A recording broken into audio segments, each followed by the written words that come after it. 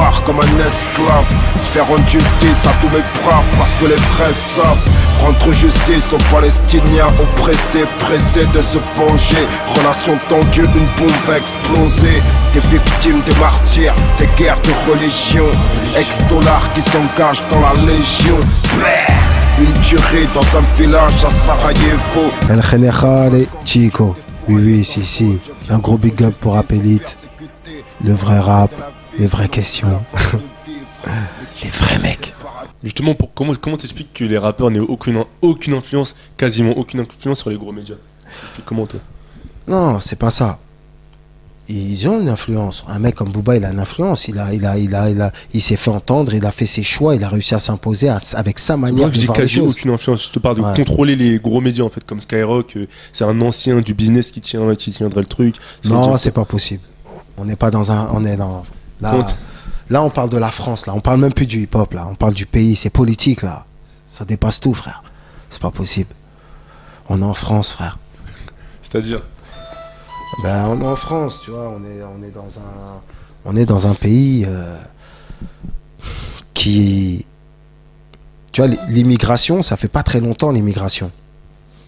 Ça fait à peu près l'immigration qui vient de l'Afrique, hein, pas l'immigration italienne, portugaise, tout ça. L'immigration avec une toute autre tradition, toute autre façon de vivre.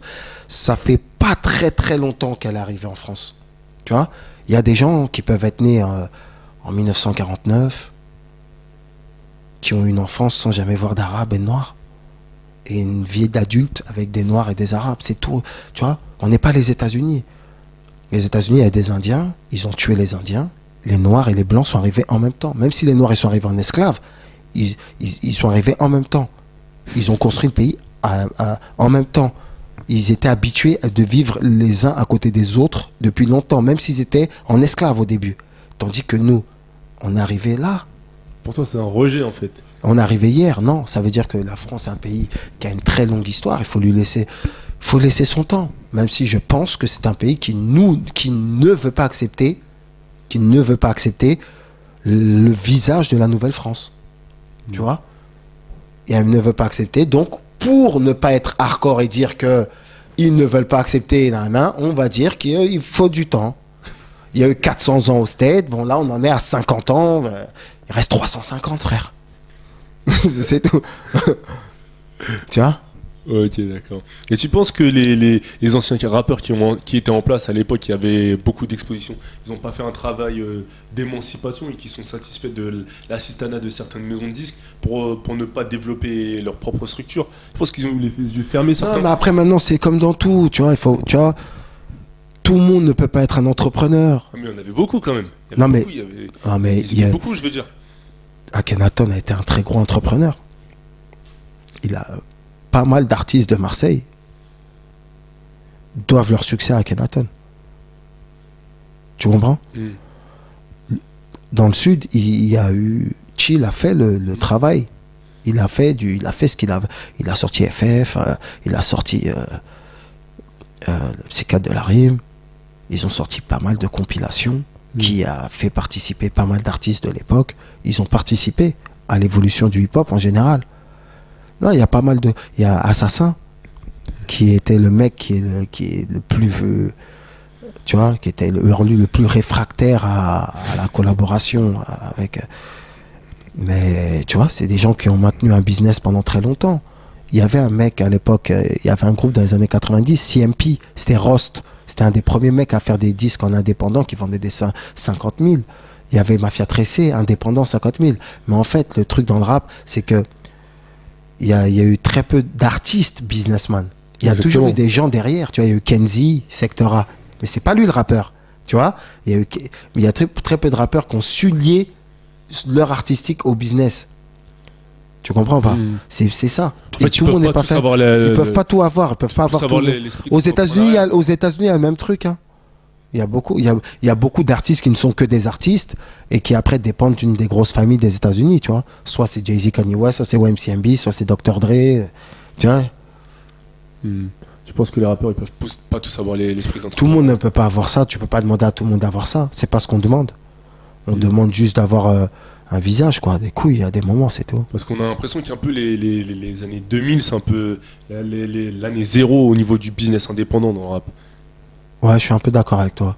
En fait, c'était une année un peu de transition entre la génération IAM NTM et une génération, nous, qui arrivions timidement dans les débuts des années 2000, mais qui arrivons un peu en mode... encore en mode bis, quoi. Cobaye, encore cobaye, puisque on est encore en relation avec des gens de maison de disques. On est encore en relation avec des gens de maison de disques qui connaissent rien au rap, tu vois. Tu vois, toute cette école qui était là dans les années 90 n'ont pas investi les maisons de disques pour que ça soit nos interlocuteurs. Donc c'est comme si on a refait un peu le même parcours qu'eux avec les mêmes erreurs de business, tout ça. Je te parle du mouvement, hein. Je te parle pas de moi, je te parle du mouvement en général. Parce que on ne sommes pas les acteurs principaux. L'acteur principal, c'est le mouvement. Et nous, on est des acteurs de ce mouvement.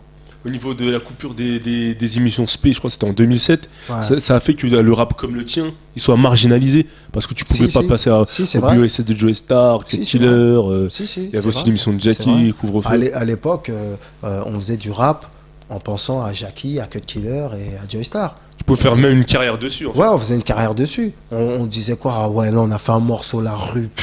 Ils vont devenir fous, frère. Ah, on va le donner à Couvre-feu, on va le donner à Bomb Rush. Ça va être très sale. Tu vois, c'était comme ça qu'on pensait.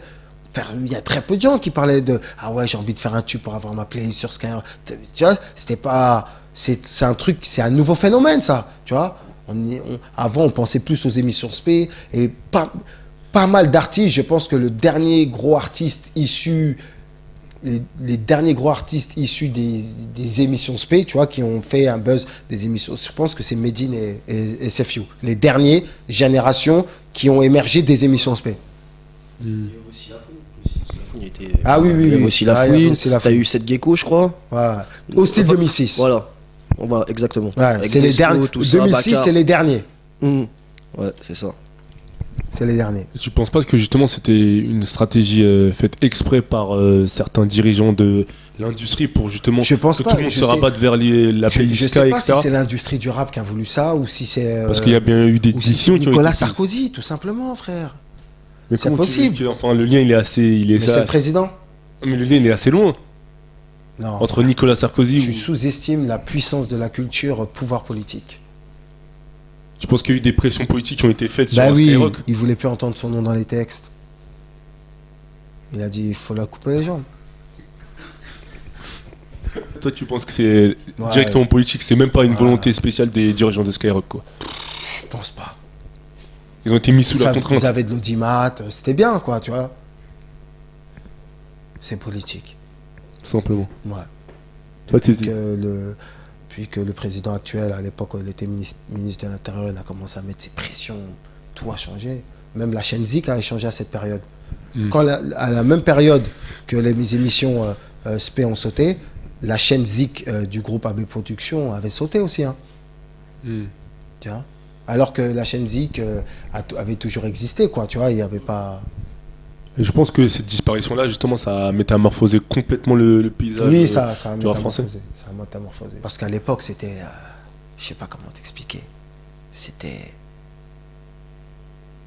le rap game. Ouais. Aujourd'hui, c'est la récré, frère.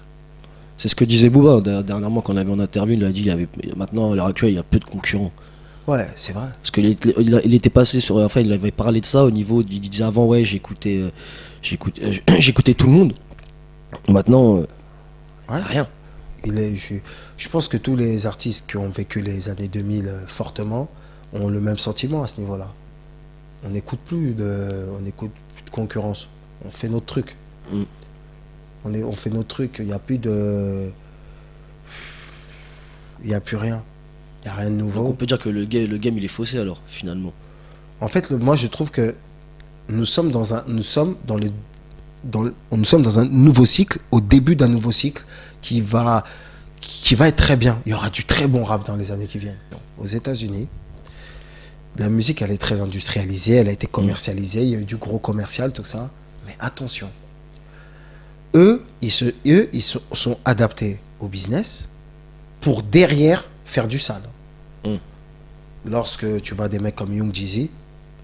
Young Jeezy, quand il rappe, c'est comme si c'est l'album de D'où je viens ou l'album du combat continu d'Idéalgie. Hein. C'est son message. Hein. C'est pareil. Lorsque tu écoutes des mecs comme Rick Ross, là, ses textes, c'est la rue et les meufs, parce que c'est quand même l'Amérique, tu vois. Mais c'est pas trop ouvert en vrai. Quand tu comprends l'américain, c'est pas trop ouvert. Maintenant, il y a des musiques, c'est vrai, il y a beaucoup de nouveaux artistes qui viennent, ils font quelques musiques ouvertes, mais même quand tu regardes aux États-Unis, c'est très aujourd'hui ouvert, c'est Nicki Minaj, Rihanna, tu vois, ou un single, ou je sais pas, le single de Lil Wayne là, où il chante là, le dernier là, de Carter 4 là, son single là. Ouais, How to Love là. How to Love. Mais derrière tout ça, ils font des 40 milliards de mixtapes de rap hardcore cinglés, que des faces B. Tu vois, il y a un équilibre. Il y a un équilibre. Ce qui fait que le rap, là-bas, il est très présent. Là-bas, il y a encore le délire. Je sais pas, Mac Miller, il sort un nouveau morceau avec Cameron, frère. Là-bas, c'est le rap. Kanye West, qui sort son dernier album, avant l'album en commun avec Jay-Z, il sort un album en communiquant sur les Good Friday. Tous les vendredis, il emmenait un morceau, il faisait des prods avec Reza de Wu-Tang, il invitait des Raekwon, des Mos Def, c'est du hip-hop pur. Aux États-Unis, il n'y a pas ce problème, c'est leur musique, ils sont dans le hip-hop, le rap. Tu vois, l'autre, il va faire BMF, il va inviter Style P, parce qu'il sait que Style P, c'est la street. En France, on est là, eux, ils regardent qu'est-ce qui marche comme ça, le plus. Mais tu vois, si Rick Ross, il invite Style P dans BMF, c'est pas pour rien. Hein. Tu vois, en France, ils savent pas. Il y a même des Français qui vont écouter BMF, vont dire, ah, il est chelou le mec là, à la fin là. Vas-y, on aime bien quand c'est Rick Ross. Ils savent même pas qu'aux États-Unis, c'est une dinguerie, Style P à la fin. T'as compris? Ouais, je vois le délire. Ouais. Tu vois, laisse tomber, c'est autre chose. C'est autre chose. C'est comme si BMF avec Style P, c'est comme si tu dis, je sais pas, Booba, il fait un morceau, il fait Buckle City par exemple, ou il fait un tac, et vas-y, dernier couplet, bim, Lino. C'est la même chose. Voilà. En France, il n'y a pas ça, donc tu peux pas. Incomparable avec les États-Unis. Incomparable. Pendant les années 2000, il y a eu une prise de confiance. Oh, on est chaud en vrai. Tu vois, il y a eu un moment de prise de. On est aussi chaud qu'eux. Mais là, c'est définitivement. On ne peut pas comparer la synergie qui se passe à l'intérieur du cocon hip-hop US à ce qui se passe en France. Incomparable. Incomparable. Et pour revenir à la coupure des émissions SP, ça justement, quand Skyrock, ils ont eu leur crise, entre guillemets, toi, t'aurais souhaité qu'il y ait un changement de direction après la mise à l'écart de Pierre Bélanger? Ah, je m'en suis même pas intéressé, frère. Parce que c'est notre problème. T'as pas fait partie de ces artistes qui les soutenaient, justement. Je l'ai ni soutenu, et j'ai ni... J'étais neutre, quoi. C'est mon problème. Parce que comme c'est la radio qui diffuse la musique que tu fais, tu vois. Mais alors, ils allaient faire quoi? Ils allaient passer du rock après? Les frères. Pour toi, c'était un faux débat, en fait. C'est un faux débat, frère. Je pense juste qu'ils avaient peur pour leur poste. Je sais pas c'est quoi, j'ai même pas fait attention, mais pour moi, Skyrock allait toujours exister en passant du rap. Hein. En passant toujours un minimum de rap, quoi. Voilà, quoi. Donc ça t'a pas prêté plus attention? Ouais, moi, je n'ai pas senti la radio en danger, moi. Je n'ai pas senti en danger. D'accord. Peut-être le poste de certains patrons, mais moi, je n'ai pas senti la radio en danger, quoi. Si on éduque mal les plus jeunes musicalement, tu penses pas que c'est normal qu'ils écoutent de la merde, entre guillemets? Moi, j'en veux pas, moi, j'en veux pas, moi, aux jeunes d'écouter... Non, c'est justement, par exemple, quand les radios, tu vois, qui passent pas des classiques à l'ancienne, etc., c'est qu'il n'y a pas de travail éducatif fait pour les plus jeunes, etc. En gros, soit ils ont un grand frère où ils connaissent des gens qui leur font écouter, ou soit ils sont dans la merde, ils écoutent certains artistes qui sont pas top, ils se disent quoi, ça c'est ça. Et toi, quand t'arrives par exemple avec ton morceau, ils sont même pas ouverts musicalement, ils sont assez fermés. Tu penses pas que c'est l'éducation musicale qu'il y a à refaire, mais au niveau des radios, même au niveau des... En fait, c'est vrai qu'il y a pas mal de choses à refaire, mais on est juste aujourd'hui dans une dynamique où il y a plus de battants aujourd'hui qu'avant. Tu vois, il y a beaucoup d'artistes aujourd'hui qui ne font pas des carrières à 500 000 albums, mais qui sortent toujours des albums. Contrairement à avant. Avant, un mec, dès qu'il marchait pas, il arrêtait. Tu vois? Donc, aujourd'hui, toutes ces erreurs-là, je pense que c'est des erreurs normales qu'il y a eu, mais je pense que dans les 10 prochaines années, il y aura ce truc-là. Ce travail. Ouais, il y aura ce travail-là. Parce que comme dans tout secteur d'activité, si tu ne quittes, si les acteurs du mouvement ne quittent jamais le navire, c'est obligé de changer en autre avantage. Le problème, c'est que générationnellement, dans toutes les générations, on quittait le navire à un moment. Donc c'était toujours un éternel recommencement. Mais aux États-Unis, si Lil Wayne, si Drake sont riches, c'est parce que quand Birdman a ouvert son label en 91, il n'a pas quitté le navire. Si tu quittes le navire, En fait, tu peux pas avoir des choses absurdes après, 10 ans plus tard, 15 ans. Tu peux pas avoir des choses qui dépassent l'entendement, puisque chacun vient prendre sa pièce et se barrer. Donc au final, En fait, personne ne se bat pour le mouvement. En fait, tu penses que pour les générations d'aujourd'hui qui ne connaissent pas, par exemple les plus jeunes qui vont te dire je connais pas Lino, ou ils savent pas ce que. Quand ils vont grandir, ils vont écouter Lino. Et toi, par exemple, dans 15 ans, tu penses que les plus jeunes connaîtront Mac Taylor? Oui. Parce que justement, toi, j'aurais toujours été. C'est comme aujourd'hui. Moi, je connais Jay-Z depuis le début. J'ai une fille, elle a 15 ans aujourd'hui. Elle est petite. Elle est grande. Moi, je suis jeune, je l'ai petit, j'avais 16 ans. Maintenant, elle, il y a peut-être 4-5 ans, elle connaissait Jay-Z en mode c'est le mari à Beyoncé. Ah, maintenant, elle connaît Jay-Z. Ah, tu comprends pas? Il n'a jamais lâché l'affaire jusqu'à ce que même les petites générations aujourd'hui savent que Jay-Z existe. En fait, tu penses que même si les radios ne jouent pas le jeu forcément à repasser les anciens classiques, etc., si les artistes eux-mêmes ne lâchent pas, perdurent, c'est obligé. C'est obligé. C'est logique en fait. C'est logique. Si tu lâches pas, c'est logique. Je vais te donner un exemple. Un petit, il a 16 ans, là, aujourd'hui. Il a, 14 ans. Entre 11 et 14 ans. Il n'a pas trop de raison de m'écouter. Si je ne m'arrête pas, plus il va grandir, plus il va m'écouter. Plus il aura d'occasion et il aura l'occasion de t'écouter. C'est logique. Quand moi j'étais petit, le rap c'est nouveau, je suis tout petit, on me ramène la cassette d'NTM, Rap Attitude, la cassette de Public Enemy, je suis tout petit, hein, je connais rien au rap, je connais rien. Moi j'écoute Michael Jackson, MC Hammer, tu vois, je connais rien. Je kiffe autant Public Enemy que le single de Vanilla Ice. Je kiffe autant le single, mais vous êtes fous. Oh oui, quand on est petit, on a 11 ans, on est petit. Tu vois, on kiffe ce qu'on nous donne médiatiquement que NTM. Tu comprends? Parce que t'es petit. Tu grandis, t'aimes pas Benny B, mais t'aimes NTM. Tu fais tes choix en fait. Voilà, c'est logique. Tu vois? Quand moi, en tout état de cause, quand je rappe, je ne rappe pas pour devenir une superstar. Parce qu'une superstar, c'est quelqu'un qui arrive à causer aux 77 ans. C'est pas possible dans le rap, tu penses? C'est possible dans le rap, mais pas dans le rap que je pratique. Pas avec ton discours, en fait. Pas avec mon discours. Pas avec la fin. Tu vois, j'aurais pu le faire avec l'album du Général. Tu veux la drogue, j'ai de la drogue, je te la vends. Je suis déçu qu'un artiste de sa trempe arrête le rap. Maintenant, je peux comprendre. Je peux comprendre, mais je suis quand même déçu. Parce que pour toi, c'est un grand acteur du rap français. Mais je pense pas qu'il va arrêter. Je pense qu'il peut pas arrêter, justement, comme tu nous disais par rapport à tout à l'heure, la piqûre, quand t'as la piqûre. Tôt ou tard, il va revenir. Voiture pétard, semi-acheté.